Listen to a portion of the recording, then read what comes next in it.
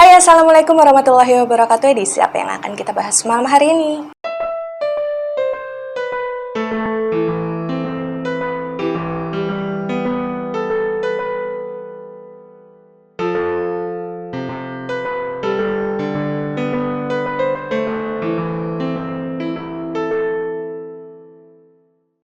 Ya, malam hari ini kita masuk lagi ke dalam edisi Dongeng Malam, dan yang akan kita bahas di Dongeng Malam kali ini adalah mengenai kisah entitas dari seorang sosok pejuang zaman dulu ya, tapi dari negara Jepang bernama Aito. Dan sebelumnya memang saya sudah menggambarkan sosok Aito ini, dan kemudian saya post di Instagram saya sedikit menceritakan kisah dia waktu itu, bahwasanya dia adalah satu-satunya sosok yang sempat datang kepada saya dalam kondisi memang tubuhnya terbelah menjadi dua, yaitu di batas pinggang sampai kaki dan juga dari pinggang ke atas. Jadi waktu pertama kali si Aito ini datang, waktu itu bertemu dengan saya secara tidak sengaja, itu hal pertama yang saya lihat dari Aito ini adalah wujudnya dari pinggang sampai ke kaki. Dan disclaimer dulu buat kamu yang mungkin baru pertama kali nonton channel YouTube saya ya.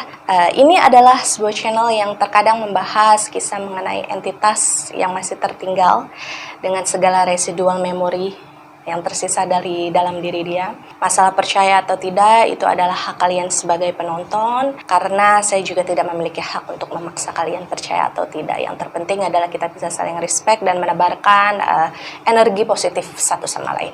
Oke? Ya, di awal kisah mengenai sosok Aito ya, Aito ini mengatakan bahwasanya ketika dia datang di Indonesia, pada saat itu dia ditugaskan dari negaranya untuk menjajah Indonesia, hal pertama yang memang ditanamkan di dalam pikirannya saat itu adalah bagaimana caranya untuk bisa merebut kemerdekaan Indonesia untuk negaranya, kemudian menghabisi sebanyak mungkin masyarakat warga negara Indonesia yang mungkin membangkang dengan pemerintahan Jepang pada saat itu. Jadi menurut Aito waktu itu dia tidak akan memikirkan ini orang Indonesia salah atau enggak nih.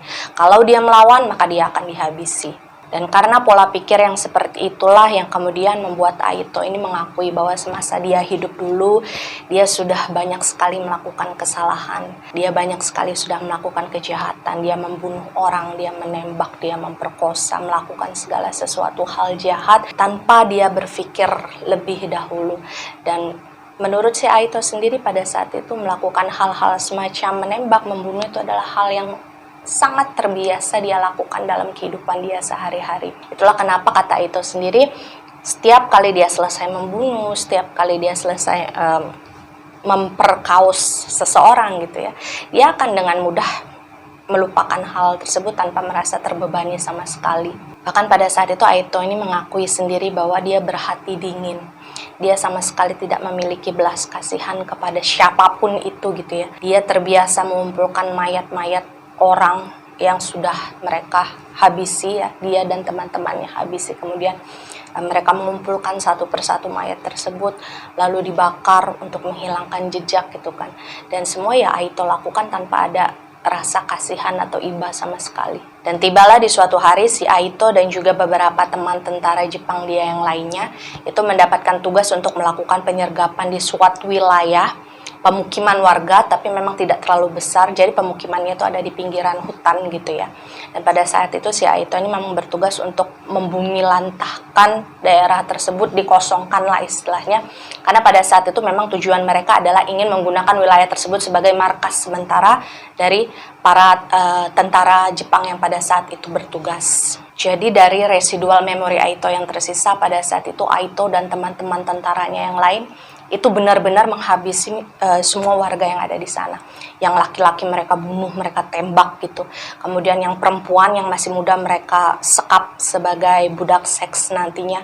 Dan mereka membiarkan anak-anak yang masih kecil itu kabur gitu aja, karena menurut mereka pada saat itu anak-anak nggak akan terlalu berbahaya untuk mereka. Dan sebenarnya dari residual memorinya si Aito waktu itu, dan juga berdasarkan cerita yang Aito sendiri jabarkan, agak sedikit mengerikan sebenarnya. Karena waktu itu yang terlihat adalah bagaimana Aito dan kawan-kawannya ini menghabisi para warga yang ada di sana. Kemudian setelah selesai habis masyarakat yang tinggal di daerah tersebut, mereka menyeret satu persatu jenazah dari para korban, kemudian membakarnya di dalam sebuah lubang.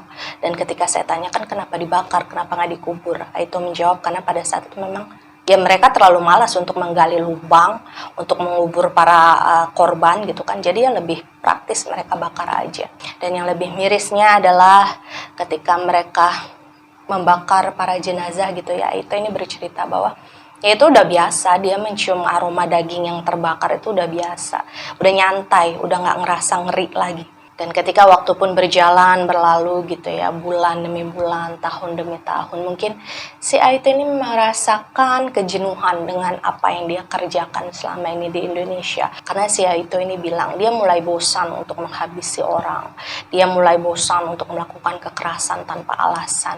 Tapi ya dia memang nggak bisa berbuat apa-apa karena memang dia ditugaskan dari Jepang untuk datang ke negara Indonesia ya memang untuk melakukan hal tersebut gitu. Jadi ya meskipun si Aito ini sempat merasakan homesick gitu, dia bosan ada di sini, dia bosan dengan apa yang dia lakukan, dia tetap nggak punya pilihan untuk melakukan hal lainnya. Dan tibalah di satu hari ketika si Aito ini merasakan homesick gitu, dia kangen dengan negaranya, dia kangen dengan kampung halamannya.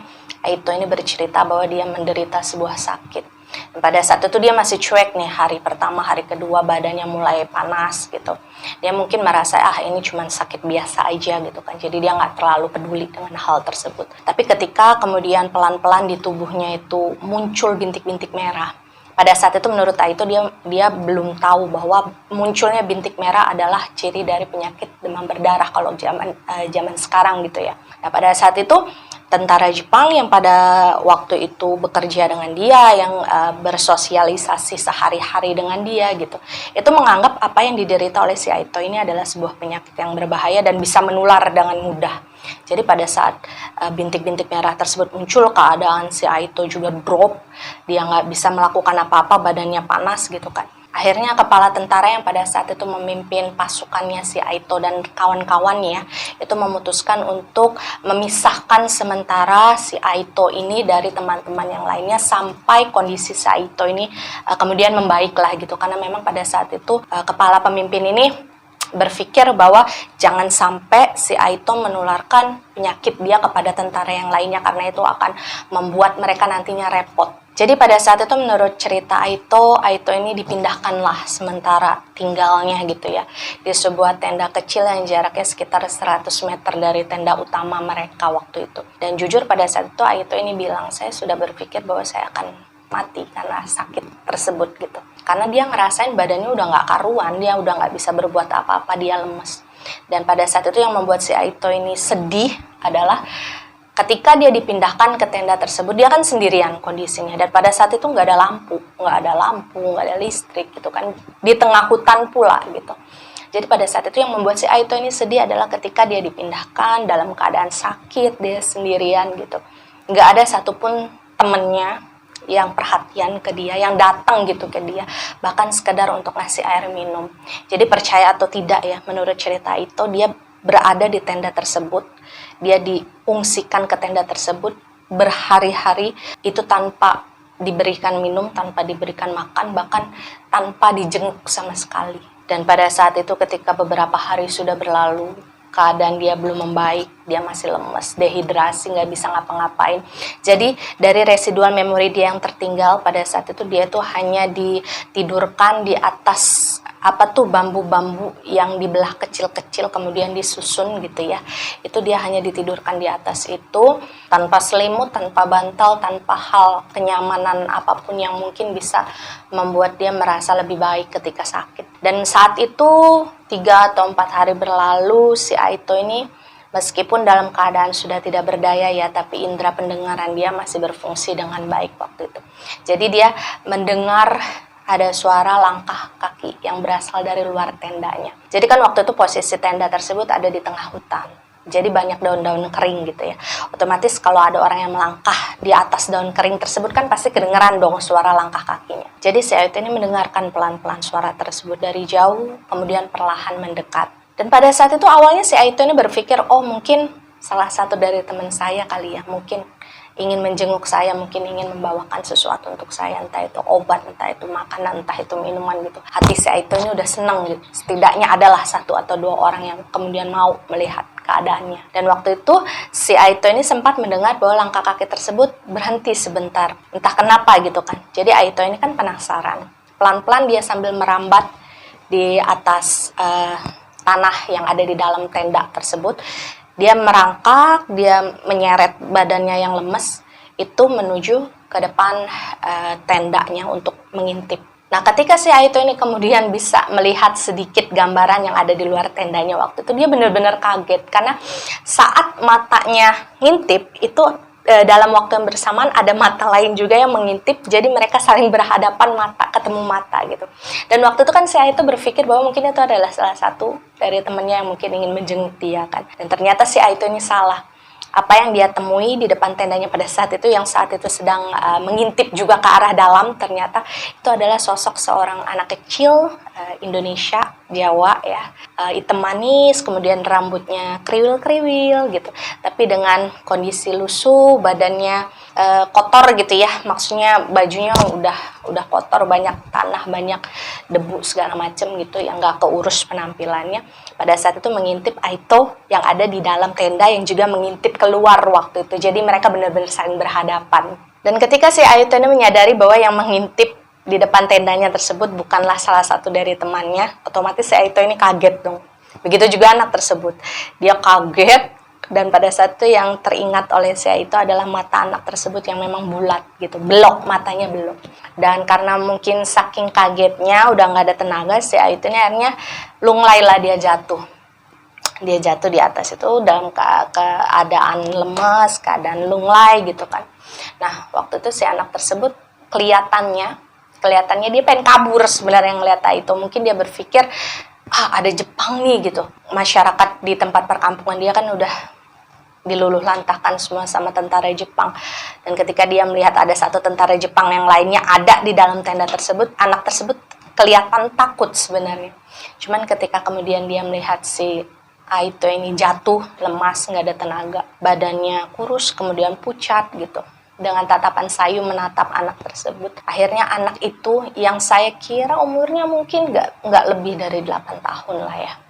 Mungkin rasa iba, rasa kasihan itu muncul di hati anak tersebut, yang awalnya pengen lari, pengen kabur ketika melihat Aito lemes nggak berdaya di bawah kaki dia. Akhirnya mungkin dia meyakinkan diri bahwa it's okay, ini nggak berbahaya, saya mau nolong dia. Jadi pada saat itu anak tersebut berdiri di depan si Aito, menatapnya sebentar, dia celingak-celinguk kanan kiri, dia memastikan bahwa keadaan sekelilingnya aman, kalau nggak ada teman-teman si Aito yang lain sedang berusaha untuk menjebak dia gitu ya, dia memastikan. Dan ketika dia melihat bahwa benar-benar ya kondisinya si Aito ini memang bukan sesuatu yang dibuat-buat gitu, akhirnya anak tersebut memutuskan untuk masuk ke dalam tenda dan memindahkan Aito ke tempat tidurnya yang semula. Jadi pada saat itu yang paling diingat oleh Aito adalah ketika anak itu membantu dia tertatih-tatih untuk pindah ke atas bambu tempat tidurnya yang semula ya. Waktu itu anak itu sempat memegang tangannya si Aito, dan waktu itu dia bilang, "Pak, badan kamu panas," gitu. Kemudian si Aito ini nggak ngejawab apa-apa, ya, karena dia memang nggak punya tenaga untuk mengatakan bahkan hal sepatah kata pun, dia udah nggak punya tenaga. Dan anak itu terus memperhatikan wajah si Aito, mungkin pucat gitu, badannya panas, nggak ada siapa-siapa. Kemudian anak itu kembali bilang, "Pak, apa kamu haus?" Dan pada saat si Aito mendapatkan pertanyaan tersebut dari seseorang yang sama sekali dia tidak kenal gitu, apalagi masih anak-anak, itu si Aito bilang dia merasa dia seperti mendapatkan sebuah tamparan keras di wajahnya. Maksudnya gini, mungkin anak itu adalah salah satu yang orang tuanya menjadi korban dari hal-hal yang sudah dilakukan oleh Aito dan juga teman-teman tentaranya yang lain di perkampungan yang sebelumnya ada gitu. Mungkin saja anak itu berhasil selamat karena dia kabur, dan mungkin pada saat dia datang ke tendanya si Aito, dia berpikir bahwa mungkin itu adalah tenda salah satu dari warga pribumi yang berhasil selamat. Tapi ketika kemudian anak tersebut mengetahui bahwa isi dari tenda tersebut adalah seorang warga Jepang yang memang dalam keadaan tidak berdaya, anak tersebut bukannya lari memanggil bantuan untuk membunuh Aito pada saat itu, karena memang itu kesempatan yang sangat terbuka. Aito udah nggak bisa ngapa-ngapain, Aito sudah nggak berdaya ibaratnya. Tapi pada saat itu anak itu justru memilih untuk memberikan perhatiannya kepada Aito. Bahkan dia bertanya, "Kamu haus, Pak?" Sesuatu yang selama berhari-hari Aito tidak pernah dapatkan dari teman-teman seperjuangan yang sudah dia kenal sebelumnya. Jadi pada saat itu si Aito ini bercerita, Aito bilang, "Ya, saya haus," dengan bahasa Indonesia yang masih sederhana. Dan dengan polosnya ya, anak tersebut bilang, "Pak, Bapak tunggu di sini ya. Saya mau pulang sebentar, mau mengambilkan Bapak air minum dan juga singkong rebus untuk mengisi perut Bapak." Waktu itu si Aito cuma diem sebenarnya. Dia nggak bisa menjawab terlalu banyak kalimat karena memang dia belum terlalu lancar berbahasa Indonesia. Tapi dia mengerti apa yang dikatakan oleh anak tersebut. Dan si Aito ini mengangguk. Dan pada saat sudah mendapatkan persetujuan dari Aito, anak tersebut pun segera berlari dari luar tenda. Aito bilang sebenarnya dia pengen sekali bilang sama anak itu untuk hati-hati, di luar sana masih banyak teman-teman saya. Karena Aito yakin jika saja pada saat itu teman-temannya yang lain bisa menemukan anak tersebut di sana gitu, mereka tahu keberadaan anak tersebut, ya udah, anak itu akan habis, nggak akan ada cerita lain tentang anak itu. Dan sebenarnya Aito bilang bahwa dia nggak begitu berharap bahwa anak tersebut akan balik lagi ke tendanya untuk membawa apa yang dia janjikan. Karena menurut Aito ya itu masih anak-anak gitu, anak itu masih terlalu kecil untuk bisa menepati janjinya lah. Maksudnya ya udah nggak apa-apa lah, kalaupun dia nggak balik lagi juga nggak apa-apa gitu. Si Aito nggak terlalu memikirkan. Tapi yang membuat si Aito ini terharu, kemudian nggak lama dari setelah anak tersebut pergi, dia benar-benar balik lagi ke tenda tersebut untuk membawakan sebuah bambu, bilah bambu yang masih bulat utuh itu. Di dalamnya ada airnya yang kemudian sedikit demi sedikit menetes dari bawah bilah bambu tersebut. Kemudian sebelah tangannya lagi membawa makanan yang dia bungkus dengan daun pisang waktu itu. Jadi ketika anak tersebut kembali datang ke dalam tendanya si Aito ini cuma bisa ngelihat anak tersebut gitu dengan tubuhnya yang lemas.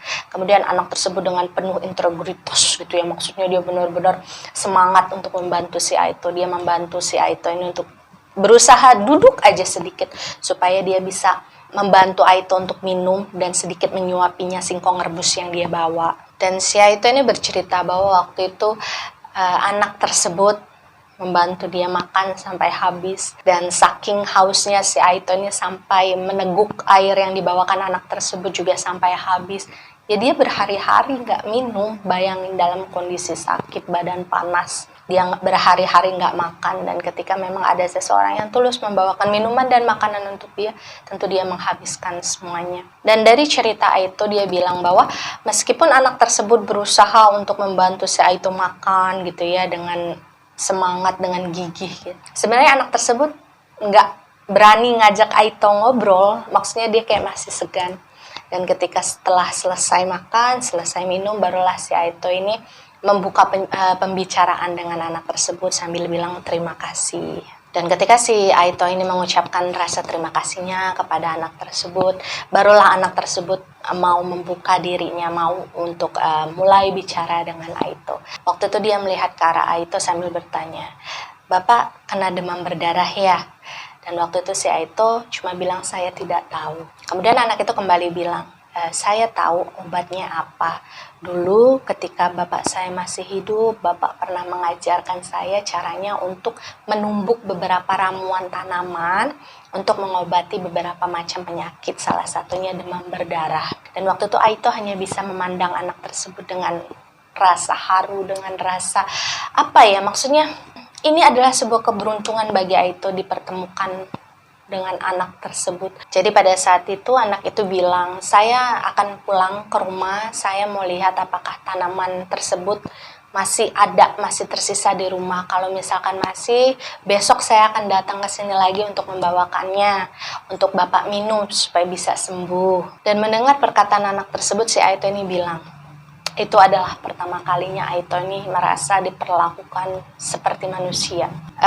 Dia mulai merasakan bahwa, oh ternyata diperhatikan oleh seseorang itu seperti ini ya gitu. Dan waktu itu Aito ini sempat bertanya kepada anak itu, "Kamu kenapa menolong saya?"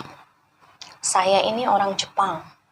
Apa kamu nggak takut dengan saya dan teman-teman saya? Dan kalian tahu nggak apa yang dijawab oleh anak tersebut? Anak polos sederhana yang masih kecil, yang keluarganya sempat dihabisi oleh tentara Jepang, yang kemudian merebut tanahnya dan merebut harta bendanya yang ada di sana. Anak itu cuma bilang gini, saya takut Pak, saya sangat takut. Tapi saya akan merasa bersalah kalau misalkan saya pura-pura nggak bisa menolong Bapak, padahal saya bisa menolong Bapak. Dan waktu itu apa yang saya lihat adalah untuk pertama kalinya Aito ini mengangkat tangannya untuk mengusap kepala anak itu. Anak tersebut wajahnya agak takut sebenarnya, mungkin dia agak tegang, ini mau ngapain nih dia kan. Cuman ketika si Aito ini mengusap kepalanya dengan lembut, anak tersebut tersenyum. Aito kemudian bertanya, kamu tinggal di daerah sini? Dan anak itu mengangguk menjawab, ya, saya bersembunyi di sekitar sini bersama beberapa teman-teman saya. Dan ketika si Aito ini mendengar jawaban anak tersebut ya, si Aito ini merasa hatinya mulai bergetar gitu. Karena dia ngerasa gini, belum sampai seminggu yang lalu dia dan teman-temannya menghabisi seluruh warga pribumi yang ada di wilayah situ. Jadi si Aito ini merasa, jangan-jangan keluarga anak ini yang menghabisi adalah saya dan teman-teman saya gitu. Kemudian anak ini berhasil kabur dan menyelamatkan diri. Jadi waktu itu Aito kembali bertanya, ibu sama bapak kamu di mana? Dan anak itu menjawab, ibu dan bapak saya sudah meninggal Pak. Bapak saya dipukuli sampai tidak bergerak, sementara ibu saya karena melawan dia ditembak. Sementara saya dan teman-teman saya lari, kabur supaya bisa selamat. Dan ketika anak tersebut memberikan jawaban itu, si Aito ini bilang bahwa itu adalah pertama kali dia merasa ingin menangis tapi dia tidak bisa mengeluarkan air matanya. Karena pada saat itu dia nggak mungkin dong nangis di depan anak itu. Nggak mungkin dia juga menjelaskan bahwa apa yang telah terjadi di perkampungan anak itu sebelumnya adalah perlakuan, tindakan yang dilakukan oleh si Aito dan teman-temannya gitu. Jadi Aito ini cuma bisa diem sambil menatap ke arah anak itu dengan mata yang berkaca-kaca. Dan ketika si Aito ini diam, anak tadi itu menolehlah ke arah si Aito sambil bilang, Pak, saya pulang dulu ya, supaya saya bisa cepat menyiapkan obat untuk Bapak, dan besok nanti saya kesini lagi sambil bawain makanan dan juga minuman. Ini air yang masih tersisa di sini, saya tinggal di sini sama makanannya, barangkali nanti Bapak masih aus, masih lapar, Bapak bisa makan dan bisa minum lagi dari sini gitu. Waktu itu Aito cuma bisa mengangguk dan membiarkan anak tersebut kemudian pergi. Anak itu berlari dengan polosnya gitu. Dan si Aito ini bilang ketika dia sudah sendirian di dalam tendanya, anak itu sudah pergi. Itulah saat yang tepat dia untuk menangis. Dia menangis sejadi-jadinya. Dia berpikir bahwa, oh ternyata begini ya rasanya dimanusiakan oleh manusia. Dia hanya merasa terharu bahwasanya ada orang lain yang tidak mengenal dia sebelumnya, itu bisa memberikan perhatian sebegitu besar kepada dia. Karena pada saat itu Aito ini udah yakin dalam sehari atau 2 hari mungkin saya akan mati dalam kesendirian. Jadi waktu itu yang membuat si Aito ini merasa sangat sedih adalah, kok bisa ya teman-teman saya yang selama ini seperjuangan sama saya, yang selama ini selalu bertemu, mengerjakan segala sesuatu bersama, ketika saya sakit kok bisa ya mereka nggak jenguk saya, nggak menanyakan kabar saya seperti apa. Jadi si Aito ini ngerasa, oh ternyata selama ini yang saya lakukan adalah hal yang sama sekali tidak berperi kemanusiaan, membunuh, memperkosa, menghabisi, menembak gitu. Dan semua kejahatan yang sudah si Aito ini lakukan adalah hal-hal yang dapat dia lakukan ketika dia sedang dalam keadaan sehat, bugar, dan ketika dia sedang mengalami sakit, dia tidak berdaya, dia tidak memiliki siapapun dan tidak memiliki apapun yang bisa menemaninya selain hatinya sendiri. Kemudian esok harinya anak tersebut benar-benar datang lagi ke tendanya si Aito. Jadi Aito ini melihat anak tersebut dengan wajahnya yang ceria, dengan senyumnya mengembang gitu ya. Dia membawa 2 bambu berisi air minum yang dia sangkutkan di bahu sini ya. Kemudian dia juga membawa rantang makanan, waktu itu juga sebuah kendi yang terbuat dari tanah liat yang ditutup oleh daun pisang waktu itu. Sambil tersenyum anak tersebut bilang ke Aito, Pak, saya membawakan makanan dan minuman yang lebih banyak dari kemarin katanya. Setelah meletakkan makanan dan minuman yang dia bawa untuk si Aito, anak tersebut kemudian menunjukkan kendi dari tanah liat yang dia tutup dengan daun pisang. Dia menunjukkan itu kepada si Aito dan bilang, Pak, saya sudah bawa obat untuk sakitnya Bapak supaya Bapak cepat sembuh. Dan waktu itu anak tersebut membantu si Aito ini minum, kemudian makan sedikit makanan yang dia bawa. Dan setelah selesai dia baru mengeluarkan obat yang terbuat dari daun-daunan yang sudah ditumbuk kemudian dibentuk bulat-bulat gitu ya. Itu dia berikan obat tersebut kepada si Aito dan menyuruh si Aito tuh untuk meminum obat tersebut secara langsung kemudian ditelan. Dan apa yang diingat oleh Aito dalam residual memorinya adalah obat tersebut rasanya sangat pahit, kata si Aito. Tapi memang pahitnya nggak lama. Jadi setelah dia minum rasa pahit dan dia meneguk air putih yang dibawakan oleh anak tersebut, rasa pahitnya sudah hilang. Jadi di hari kedua pertemuan antara Aito dan anak tersebut, anak itu sudah mulai mau bercerita banyak hal dengan si Aito ya. Meskipun si Aito ini nggak terlalu banyak menanggapi.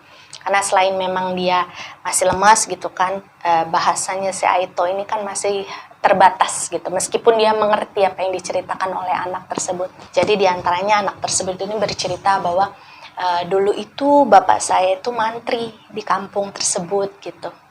Jadi bapak itu sempat mengajari saya berbagai ramuan tumbuk dari tumbuhan-tumbuhan obat untuk penyakit-penyakit tertentu. Dan kebetulan untuk penyakit yang sedang diderita oleh Aito pada saat itu, anak tersebut tahu ramuannya apa nih gitu. Dan itulah yang kemudian dibawa untuk si Aito untuk diminum supaya sembuh. Dan jujur di hari kedua di mana mereka kemudian banyak bercerita tentang kehidupan mereka satu sama lain gitu ya.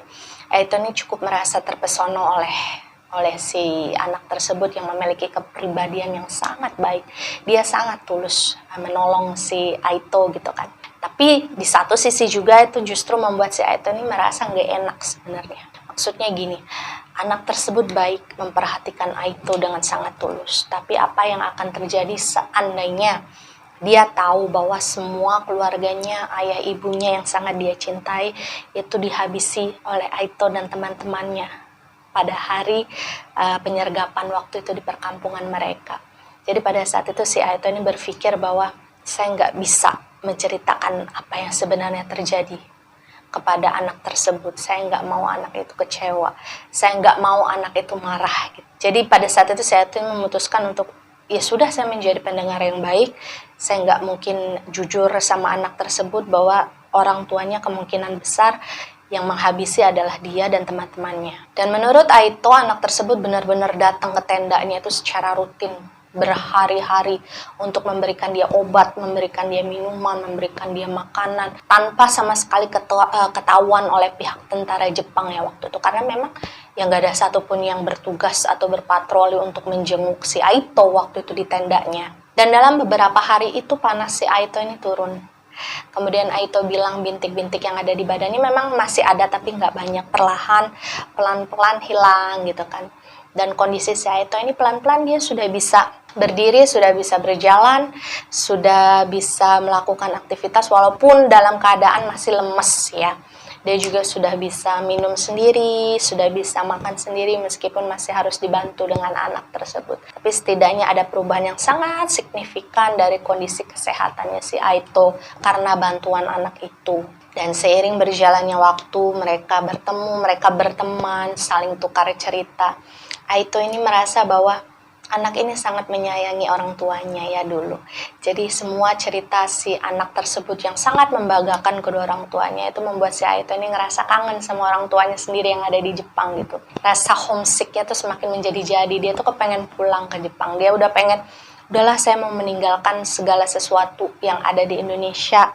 Gimana pun caranya, dia udah capek untuk berbuat jahat, dia udah capek untuk membunuh, melakukan hal-hal kejahatan yang sebenarnya dalam hati dia sendiri dia sudah tidak ingin melakukan. Dan ada satu titik di mana ketika si Aito ini sedang mendengarkan ceritanya si anak tersebut tentang keluarganya dulu gitu ya. Itu si Aito dan anak tersebut itu posisinya lagi barengan makan gitu ya, lagi hadap-hadapan makan bersama.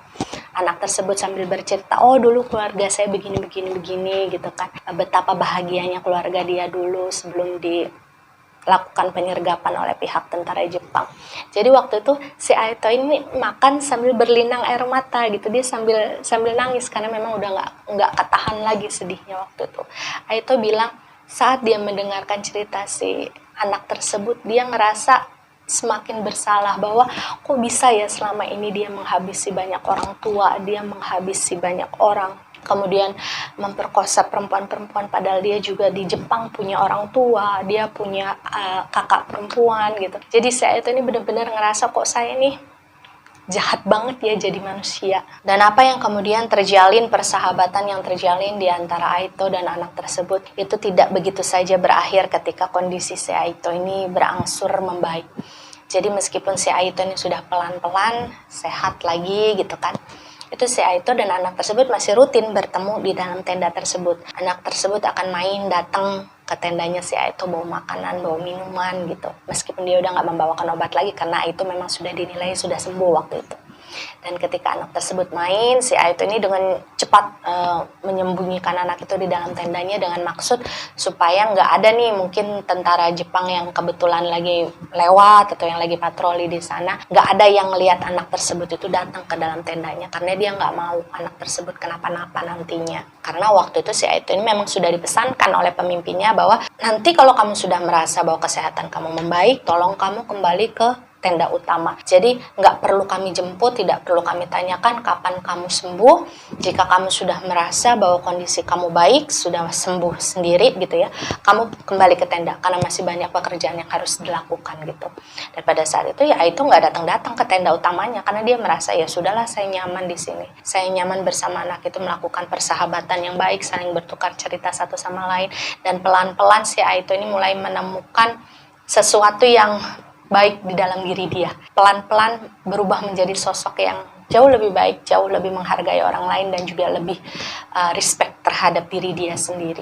Jadi pada saat itu yang paling diingat oleh si Aito adalah kenang-kenangan dia ketika dia dan anak tersebut itu ngobrol. Anak itu bilang bahwa saya punya banyak sekali cita-cita dulu. Bahwa dia pengen sekolah, dia pengen meneruskan jejak ayahnya menjadi mantri gitu kan. Cuman ketika perang dimulai, transisi ketika kemudian Jepang datang dan Belanda pergi, perang kan tidak usai gitu ya. Bukannya membaik, malah makin memburuk keadaan warga pribumi yang ada di Indonesia.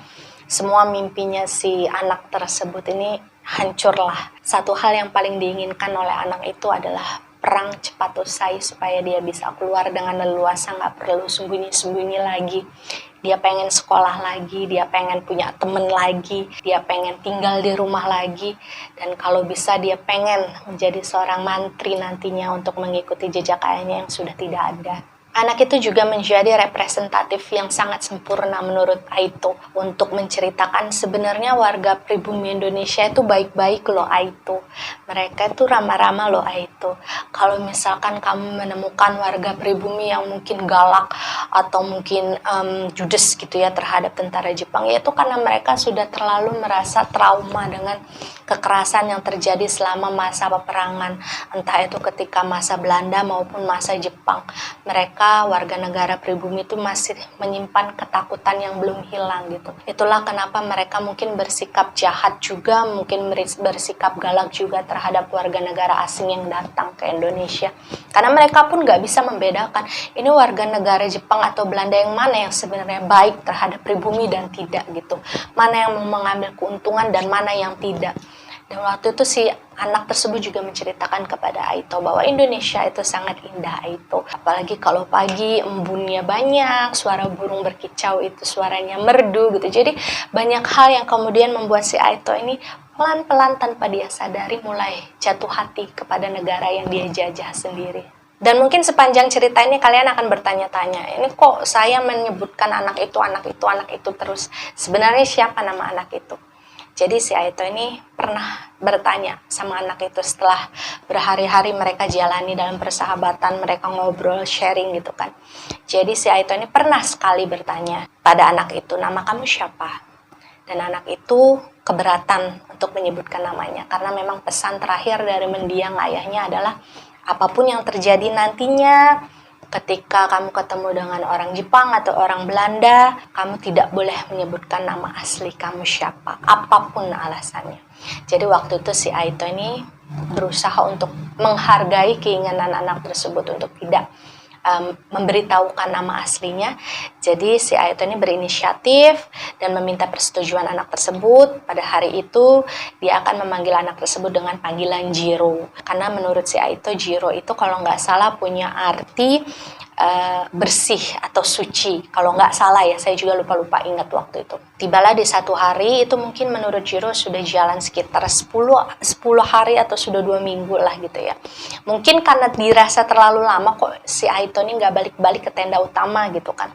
Akhirnya ada salah satu temennya si Aito yang juga seorang tentara Jepang itu mungkin diutus oleh pemimpinnya untuk melihat gimana sih keadaannya si Aito, kok nggak datang-datang ke tenda udah segitu lamanya, masih hidup apa udah mati nih orang gitu kan. Nah, ketika si Jiro dan si Aito ini lagi ngobrol di dalam tenda, si Aito ini agak kaget ketika dari sela tenda dia ngelihat suara derap kaki sepatu tentara itu datang menuju ke tendanya. Jadi pada saat itu yang saya lihat adalah si Aito ini dengan cekatan dia menarik si Aito supaya bisa bersembunyi di sudut tenda. Kemudian dia tutup dengan kain-kain hitam gitu ya. Dan ketika temannya yang tentara itu masuk ke dalam tenda, mereka bicara bahasa Jepang, saya juga nggak ngerti bicara apa. Dan ketika nggak lama selesai bicara, akhirnya si Aito ini bicaralah dengan si Jiro waktu itu. Dia bilang, Jiro, kamu harus pergi sekarang dari sini. Dan pada saat itu si Aito ini pun memutuskan untuk menceritakan sedikit banyak cerita tentang diri dia yang selama ini dia sembunyikan dari si Jiro. Jadi Aito ini ceritalah bahwa saya ini tentara Jepang, salah satu tentara Jepang yang pada saat itu ikut melakukan penyergapan di wilayah perkampungan di mana tempat kamu dan warga lainnya tinggal. Ketika saya sakit, saya diungsikan ke sini. Dan ketika saya sembuh, saya akan melakukan pekerjaan saya lagi dan saya harus kembali ke tenda utama bersama teman-teman tentara Jepang saya yang lainnya. Saya dan kamu sudah tidak bisa saling bertemu secara terang-terangan lagi. Kita udah nggak bisa terlalu sering ketemu karena saya takut itu bisa membahayakan diri kamu sendiri. Setelah tentara yang lain tahu kalau saya sudah sembuh, otomatis saya akan ditarik lagi ke tenda utama dan saya akan tinggal tidur, makan di sana, semua hal akan saya lakukan di tenda sana dan saya tidak akan ada di tenda ini lagi gitu kan. Si Aito ini berusaha menjelaskan kepada si Jiro. Dan ketika si Aito ini menjelaskan hal tersebut kepada Jiro, mungkin karena ngerasa sedih ya, Jiro mungkin sudah merasa terlalu dekat dengan Aito. Beberapa hari belakangan mereka ngobrol, mereka bertukar cerita gitu dalam keadaan kondisi yang mungkin hatinya sedang kehilangan orang-orang yang dia sayangi gitu. Ketika dia menerima kenyataan bahwa Aito ini harus kembali ke dunianya yang lama, si Jiro ini sedih. Dia sempat nangis dan peluk Aito waktu itu. Aito bilang saat itu dia bingung, maksudnya dia harus gimana, dia harus memilih dunianya dan dia sadar bahwa dia nggak bisa memilih dunianya bersama Jiro karena bagaimanapun hebatnya si Aito gitu ya, nggak mungkin satu lawan ratusan orang. Dia nggak mungkin bisa melindungi Jiro ketika dia harus berhadapan dengan ratusan orang, yaitu tentara-tentara teman-temannya yang lain. Jadi dia yang memutuskan dia tidak bisa berbuat apa-apa selain menyingkirkan Jiro dari hidupnya. Dan karena si Jiro ini kan terus-terusan ngerengek ya sama si Aito, dia membujuk Aito agar jangan 2 minggu sekali, itu terlalu lama, nanti saya rindu sama kamu gitu kan. Akhirnya si Aito ini tersentuhlah dia dan dia mulai merubah rencananya. Oke, nanti setiap minggunya di hari Rabu dan hari Sabtu tunggu saya di pohon ini, pohon yang ada di sebelah tenda tempat mereka selama ini ketemukan. Nanti kalau kamu nunggu saya di sini, cukup kamu tunggu sini, jangan melangkah lebih jauh mendekati ke arah tenda. Nanti saya yang akan mendekati kamu ke sini gitu. Maksudnya udah jangan terlalu dekat ke sana karena takut ketahuan sama tentara Jepang yang lainnya gitu kan. Dan mereka akhirnya setuju setiap minggu di hari Rabu dan hari Sabtu, kata si Aito, itu si Jiro pasti akan selalu nunggu di pohon tersebut. Dan si Aito yang memang sudah hafal dengan jadwal itu akan selalu mencari alasan gitu di setiap hari Sabtu dan di hari Rabu untuk bisa pergi sebentar, entah itu hanya sejam 2 jam gitu untuk menemui Jiro, sekedar untuk ngobrol, sekedar untuk main gitu kan. Dan setiap kali bertemu itu si Jiro ini juga selalu membawakan makanan kepada si Aito, membawa makanan, membawa minuman gitu.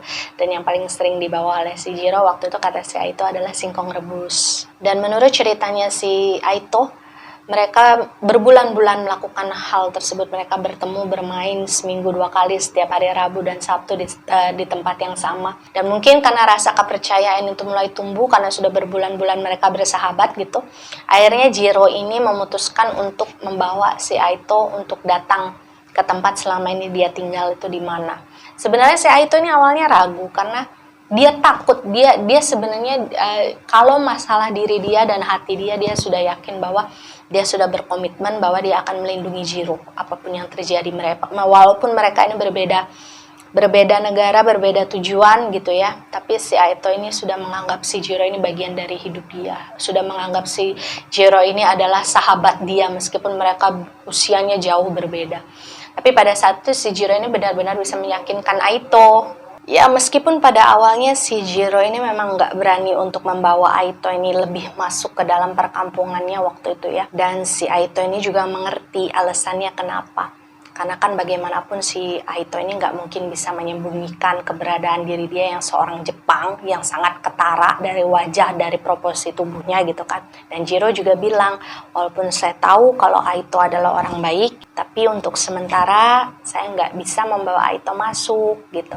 Dan Aito ya memahami hal itu. Jadi menurut cerita yang Aito jabarkan dan melalui sisa-sisa residual memorinya, yang Aito lihat waktu itu adalah pemukiman yang memang dibangun dengan sedarurat mungkinnya. Jadi rumah-rumah itu hanya dibuat dari batang-batang kayu gitu kan, yang ditutup dengan kain ala kadarnya, yang berada di tengah-tengah hutan yang jaraknya mungkin sekitar 40 menit dari tempat di mana si Aito dan si Jiro ini bertemu setiap seminggu 2 kalinya. Jadi si Aito dan Jiro ini cuma bisa memperhatikan kehidupan perkampungan tersebut dari kejauhan. Tapi dari kejauhan pun, kata si Aito ini, dia bilang bahwa dia masih bisa mendengar suara orang-orang yang beraktivitas di perkampungan tersebut, seperti suara anak-anak yang sedang bermain, berlarian ke sana ke sini. Kemudian ada beberapa orang dewasa yang juga berhasil selamat waktu itu, ada ibu-ibu, ada bapak-bapak. Yang ibu-ibu ada beberapa dari mereka yang masak di dapur darurat gitu ya, menggunakan kayu bakar gitu. Kemudian menyuapi anaknya, ada juga beberapa bapak-bapak yang berkumpul di satu titik untuk menjaga keamanan gitu.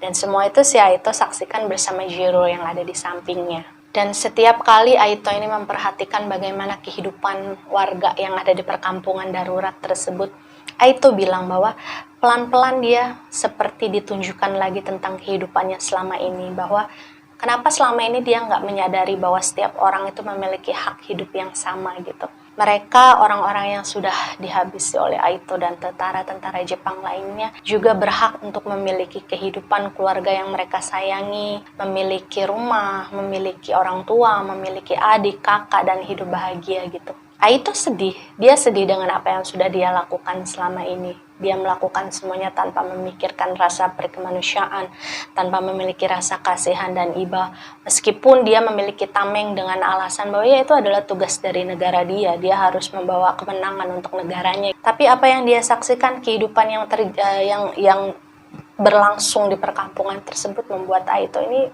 seperti kembali dibukakan mata hatinya bahwa ya setiap orang berhak untuk hidup, bahagia atau tidak. Itu mereka memiliki hak untuk hidup. Kita sebagai manusia tuh nggak punya hak untuk mengakhiri hidup orang lain. Dan mungkin karena si Jiro ini memperhatikan si Aito yang agak sedih ya ketika dia melihat bagaimana kehidupan yang ada di perkampungan tersebut dari jauh. Kemudian Jiro ini menepuk pundaknya si Aito sambil bilang, Aito bukan Jepang yang jahat, Aito Jepang yang baik, Aito jangan sedih. Dan mendengar ucapan support yang diberikan oleh Jiro kepadanya, Aito ini tersenyum. Satu hal yang tertanam di dalam hati Aito waktu itu, dia katakan kepada saya bahwa sejak saat itu sebetulnya si Aito ini sudah berniat di dalam hatinya ketika nanti dia memiliki kesempatan untuk kembali ke negaranya gitu ya. Dia mau mengambil ibaratnya kayak semacam pensiun dini gitu, mungkin dia sudah pengen berhenti dari kemiliteran ini gitu. Dan ketika dia kembali ke Jepang, dia pengen membawa Jiro. Dia pengen bawa Jiro ke Jepang. Dia pengen menjadikan Jiro ini menjadi salah seorang anggota keluarganya gitu.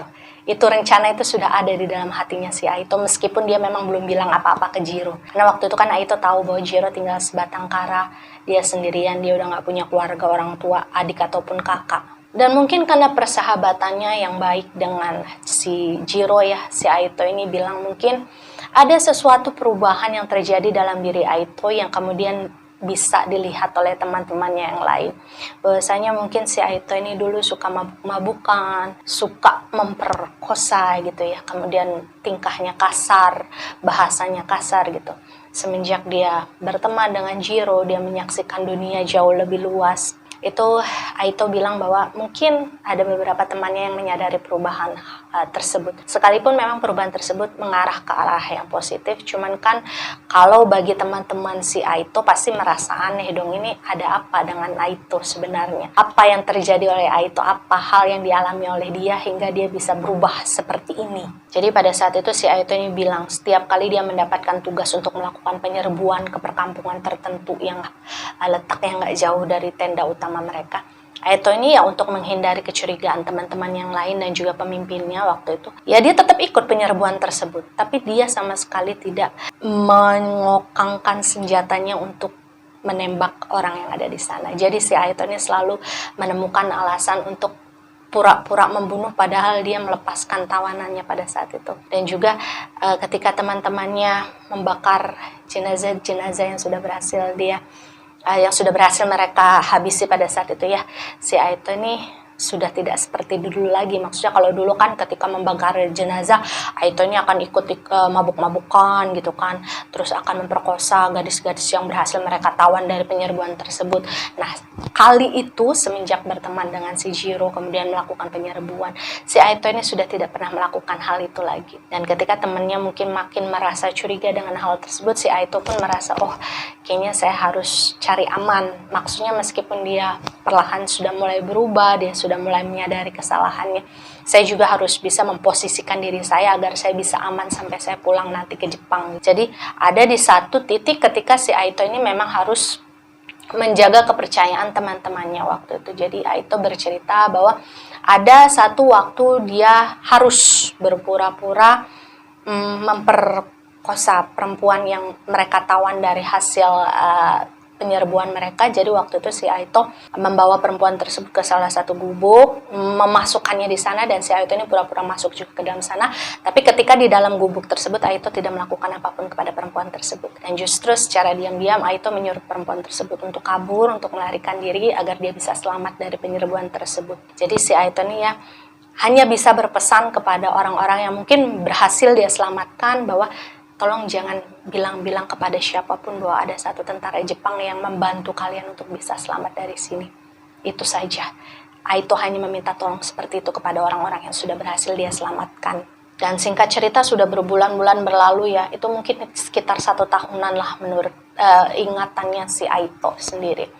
Itu mungkin sekitar 1 tahunan mereka bersahabat, Jiro dan Aito. Suatu hari si Aito ini mendapatkan kabar secara tidak sengaja bahwa dia, tentara-tentara Jepang yang lainnya, dan juga pemimpin dari kelompok mereka itu sudah merencanakan sebuah penyerbuan di sebuah perkampungan darurat yang kemudian Aito ketahui bahwa perkampungan tersebut adalah tempat di mana si Jiro dan teman-temannya yang lain itu tinggal. Jadi pada saat itu informasi yang didapatkan oleh pemimpin dari tentaranya si Aito ini ya, kelompoknya Aito ini mengatakan bahwa memang sebagian besar dari warga perkampungan yang ada di perkampungan darurat tersebut menentang kedaulatan dari Jepang. Mereka nggak mau dijajah oleh Jepang gitu, mereka nggak mau menyerah begitu saja.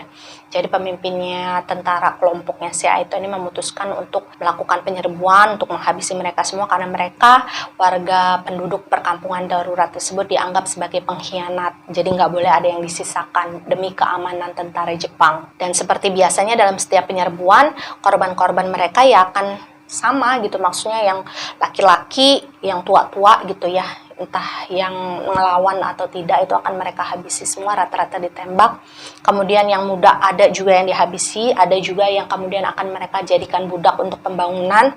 Yang perempuan utamanya yang masih muda-muda, yang cantik-cantik gitu ya, itu akan mereka tawan untuk dijadikan budak seks.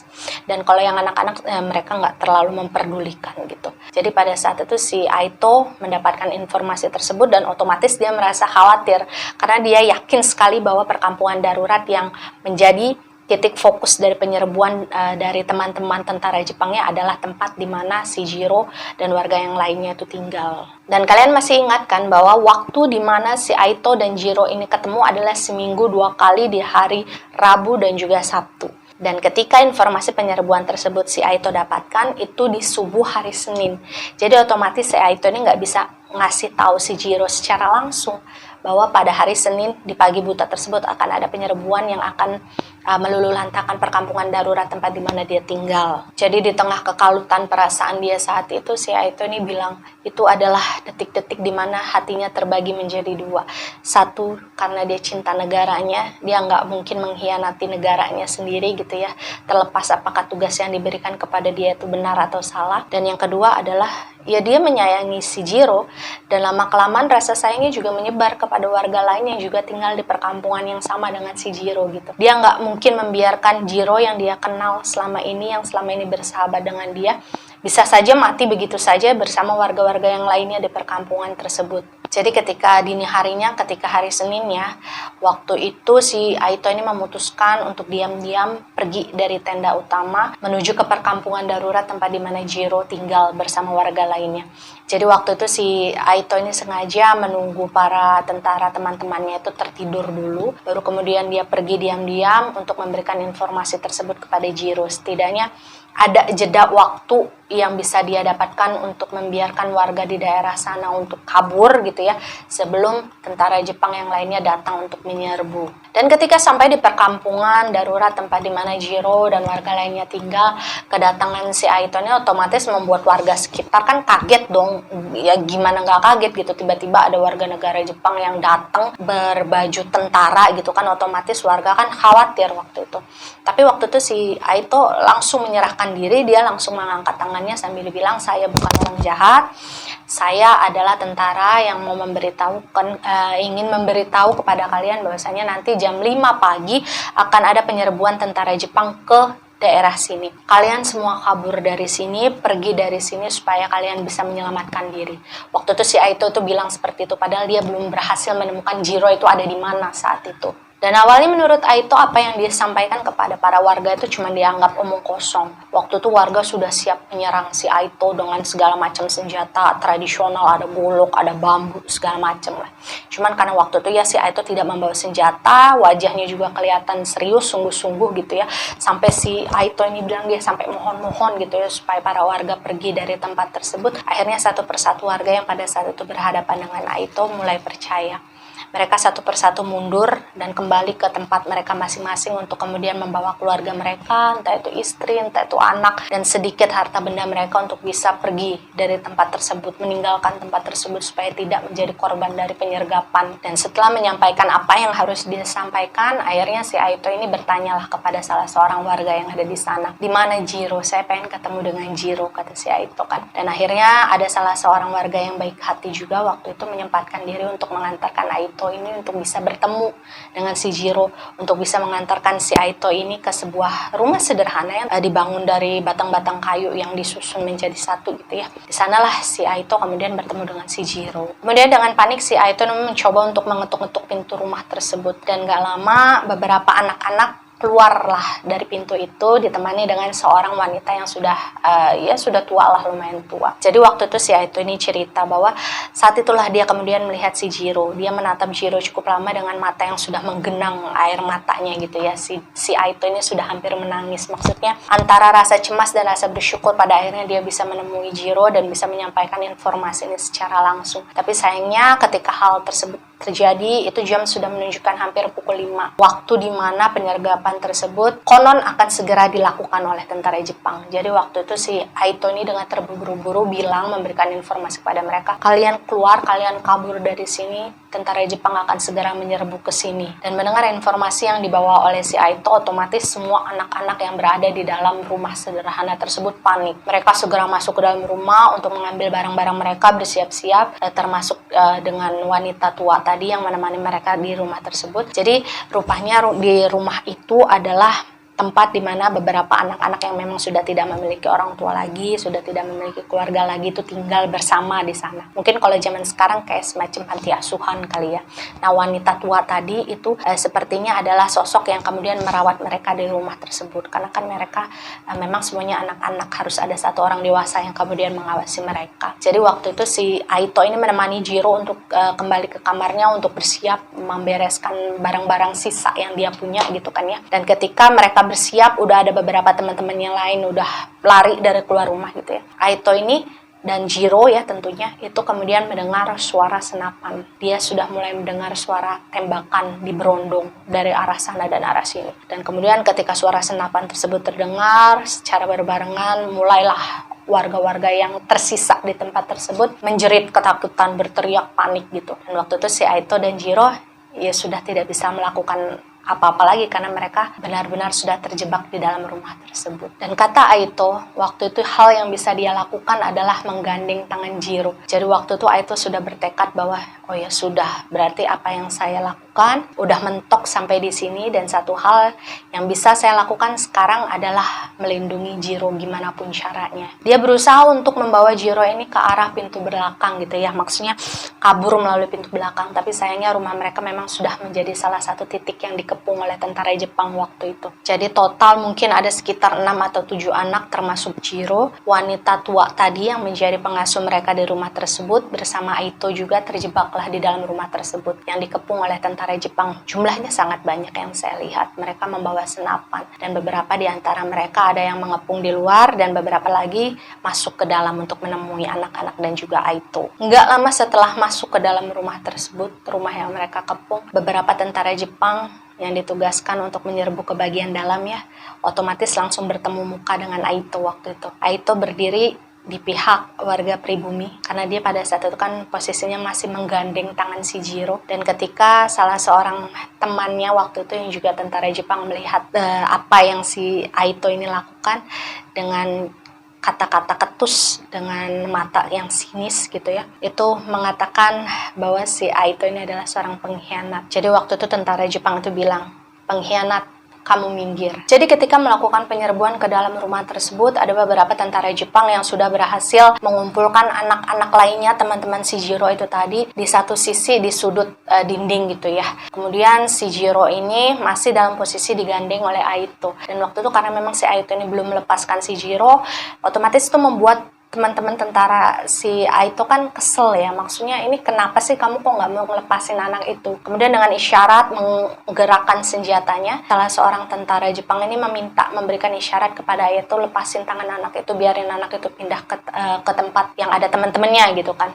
Kemudian yang mau nggak mau, karena si Aito ngerasa kalah jumlah, dia juga nggak bawa senjata apa-apa. Akhirnya dengan tatapan sedih, dia melepaskan tangan Jiro. Dan ketika anak-anak tersebut kemudian dikumpulkan di salah satu sudut dinding gitu ya, itu anak-anak tersebut dengan emosi berteriak, orang Jepang jahat, orang Jepang jahat gitu. Dan waktu itu si Aito ini menatap lurus ke arah si Jiro dengan maksud gini, kamu jangan ikut-ikutan ngomong gitu. Jangan ikut-ikutan ngomong gitu. Karena Aito ini nggak mau Jepang marah ke si Jiro dan pada akhirnya menghabisi si Jiro di tempat pada saat itu. Karena si Aito ini masih berharap dia masih memiliki kesempatan untuk bisa membuat si Jiro dan teman-temannya ini kabur dari tempat itu. Kemudian nggak lama dari situ si Aito ini nggak sengaja melihat bahwa salah seorang temannya itu membawa katana seperti samurai ya. Itu dia bawa di pinggangnya, kemudian dia sudah bersiap untuk menarik katana tersebut mendekati rombongan anak-anak tadi. Sebenarnya di sana perasaan si Aito ini udah gak enak. Dia berusaha untuk maju mengejar temannya yang membawa katana tadi dengan tujuan untuk bisa membujuk temannya itu. Maksudnya si Aito ini mau bilang, ayolah kalau mau menghabisi jangan anak-anak, kasihan. Masih banyak orang dewasa yang bisa kalian kejar di luar sana gitu. Setidaknya si Aito ini pengen menemukan alasan supaya anak-anak yang gak bersalah ini bisa kabur dari sana. Karena setiap kali penyergapan sebelum-sebelumnya gitulah ya yang pernah terjadi, toh mereka nggak pernah bermasalah kalau misalkan ada anak-anak yang kabur lari begitu aja, karena mereka memang tidak dianggap sebagai sebuah ancaman gitu. Jadi saya itu ini mencoba untuk memanfaatkan kesempatannya yang terakhir gitu untuk bisa membujuk temennya supaya jangan menghabisi anak-anak, jangan menghabisi mereka yang memang tidak tahu apa-apa. Jadi dari apa yang si Aito ini ceritakan, kemudian dari residual memorinya yang tersisa, menggambarkan bahwasanya usaha si Aito waktu itu untuk bisa meyakinkan temannya agar bisa melepaskan anak-anak yang tidak bersalah tersebut itu sepertinya tidak membuahkan hasil. Karena ketika mereka bicara dalam bahasa Jepang, saya juga nggak ngerti mereka bicara apa, itu nampak sekali di wajah temannya itu bukannya kemarahan yang mereda gitu ya, itu justru semakin marah. Jadi entah mereka bilang apa, temannya itu kemudian membentak Aito, kemudian Aito didorong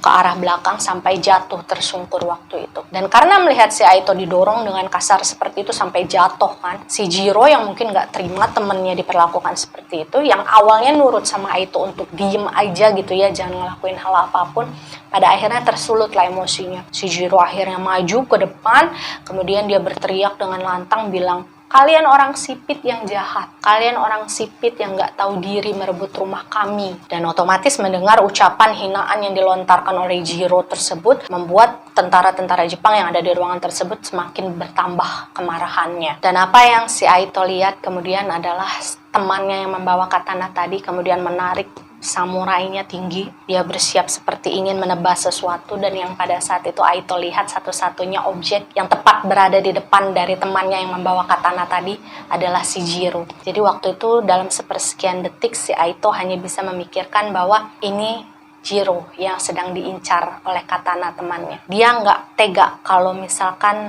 harus menyaksikan dengan mata kepalanya sendiri Jiro tewas dalam keadaan yang mengenaskan oleh katana tersebut. Si Aito bilang bahwa sepintas bayangan ketika dia menghabisi warga-warga sebelumnya di perkampungan sebelumnya, yang mungkin adalah salah satu dari mereka adalah orang tua dari si Jiro, keluarga dari si Jiro, itu melintas di dalam pikiran Aito. Dia merasa bersalah, dia ingin menebus kesalahannya. Jadi pada saat itu yang terpikirkan oleh si Aito adalah bagaimana caranya untuk bisa menyelamatkan si Jiro. Jadi dalam pikiran Aito pada saat itu adalah jika memang dalam akhir kehidupannya dia bisa melakukan satu kebaikan untuk menebus kejahatan-kejahatan yang selama ini dia lakukan dalam kehidupannya, maka kebaikan tersebut adalah menyelamatkan Jiro. Karena Aito yakin jika Jiro selamat, Jiro adalah anak yang baik yang kemudian bisa menyebarkan kebaikan kepada orang-orang baik selanjutnya. Jadi tanpa pikir panjang, tanpa memikirkan bagaimana nasibnya ke depan, Aito ini segera berlari waktu itu untuk memeluk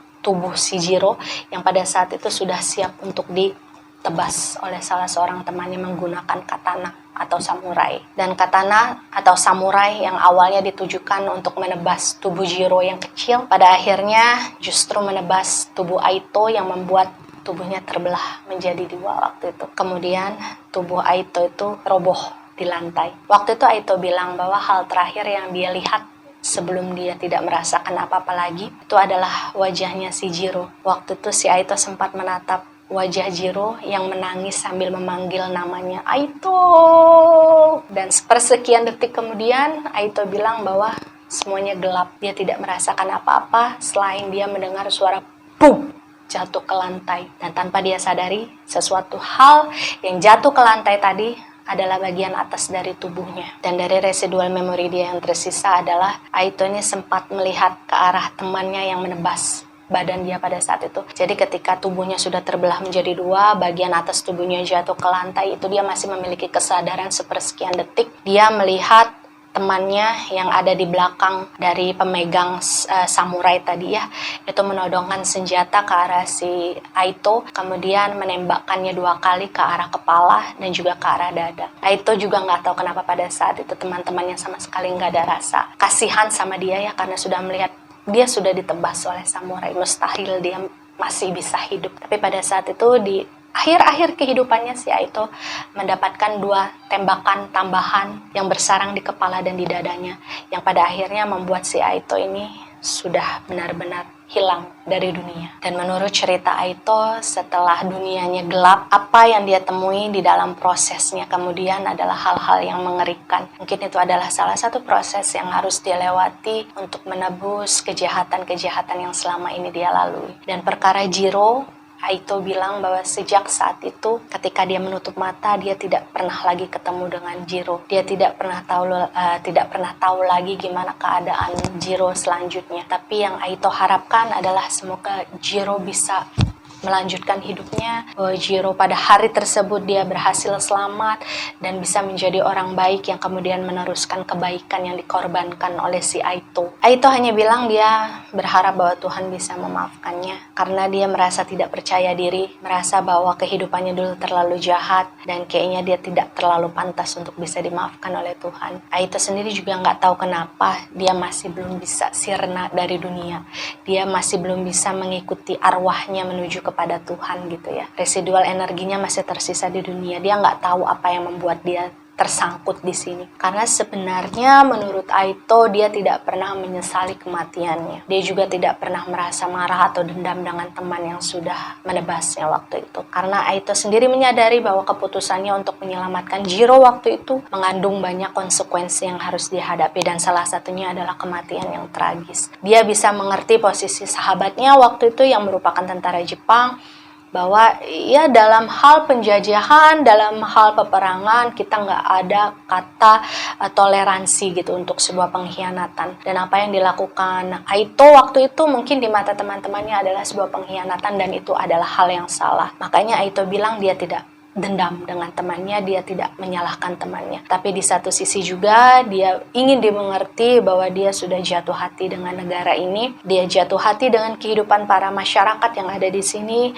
dan bahwasanya Aito ini juga sempat meminta maaf kepada kita warga pribumi jika misalkan dia dulu ataupun teman-temannya siapapun itu yang sempat menjajah, membunuh, kemudian merampas kehidupan para warga di Indonesia waktu itu, karena apa yang dilakukan dia dan juga tentara-tentara Jepang dulu itu tidak lebih dari sebuah tugas yang memang diberikan oleh negara dan mereka tidak memiliki pilihan apapun untuk bisa menentang tugas tersebut, bahwa mereka harus menjajah dan satu-satunya cara menjajah adalah dengan menghabisi orang-orang yang pada saat itu melawan keberadaan mereka di Indonesia. Tapi dengan segenap hati Aito bilang dia sangat menyesal dan dia meminta maaf jika pada saat itu keberadaan dia dan teman-temannya membuat banyak sekali warga pribumi yang kemudian kehilangan orang tua dan anggota keluarga yang disayangi. Dan satu-satunya hal yang kemudian membuat Aito ini merasa sedih adalah bahwa sampai ketika dia meninggal, dia nggak tahu apakah orang tuanya